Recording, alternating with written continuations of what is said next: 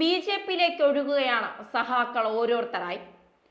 ലോക്സഭാ തിരഞ്ഞെടുപ്പ് സമയത്ത് നമ്മളത് കണ്ടതാണ്. അതായത് നിരവധി പേരാണ് തിരഞ്ഞെടുപ്പ് സമയവുമായി ബന്ധപ്പെട്ട ഇടതുപക്ഷത്ത് നിന്ന് ബി.ജെ.പിയിലേക്ക് ചേക്കേറിയത്. അതായത് നയിക്കാനും നിയന്ത്രിക്കാനും കോൺഗ്രസിൽ ഒരാളില്ല എന്നവർക്ക് മനസ്സിലായി.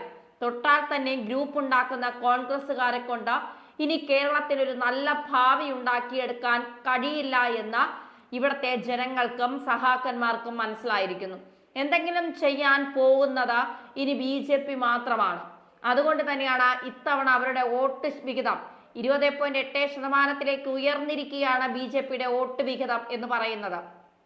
അതുകൊണ്ട് തന്നെ അത്രത്തോളം എത്താൻ ബി.ജെ.പിക്ക് കഴിഞ്ഞുവെങ്കിൽ ഇനി വരുന്ന തിരഞ്ഞെടുപ്പിലും അവർക്ക് സ്വാധീനം ചെലുത്താൻ കഴിയുമെന്നും അവരൊരു പ്രമുഖ പ്രതിപക്ഷമായി കേരളത്തിൽ ഉണ്ടാകുമെന്നും വിശ്വസിക്കുന്ന ജനങ്ങളുണ്ട്. പ്രത്യേകിച്ച് മോദി സർക്കാർ ഇന്ത്യ ഭരിക്കുമ്പോൾ വികസനം തന്നെയാണ് മുന്നോട്ട് വയ്ക്കുന്ന ഏക അജണ്ട എന്നും കേരളത്തിലെ ജനങ്ങൾക്കും സഹാക്കന്മാർക്കും മനസ്സിലായി തുടങ്ങി.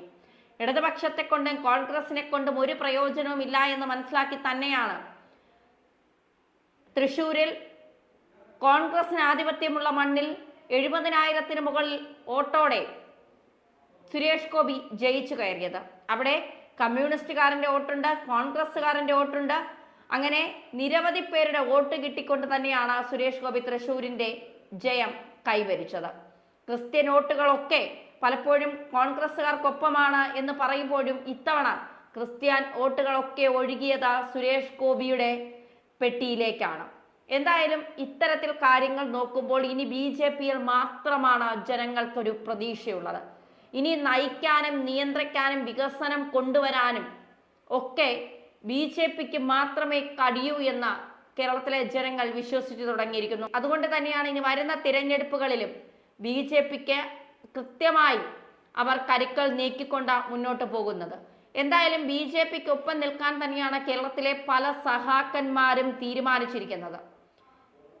ഇപ്പോൾ ഇ.പി. ജയരാജൻ ഉൾപ്പെടെ ഉള്ളവർ ബി.ജെ.പിയിലെ നേതാക്കളുമായി സംസാരിച്ചു എന്ന് പറയുമ്പോൾ തന്നെ ഏറെ മടുത്തിട്ടാണ് ഇ.പി. ജയരാജൻ ഉൾപ്പെടെയുള്ളവർ ബി.ജെ.പിയിലേക്ക് വരാൻ നോക്കിയിരിക്കുന്നത് എന്നുള്ളതാണ്. ഇനിയും പല നേതാക്കന്മാരും വരുമെന്ന് ശോഭാ സുരേന്ദ്രൻ നേരത്തെ നിലപാട് വ്യക്തമാക്കിയിരുന്നു. എന്തായാലും ഇനിയും സഹാക്കന്മാരുടെ ഒഴുക്ക് ബി.ജെ.പിയിലേക്ക് ഉണ്ടാകും എന്നുള്ള കാര്യത്തിൽ സംശയം വേണ്ട. അവിടെയാണ് ഇടതുപക്ഷം തകർന്നടിഞ്ഞു പോകുന്നത് എന്നുള്ളത് മറ്റൊരു യാഥാർത്ഥ്യം.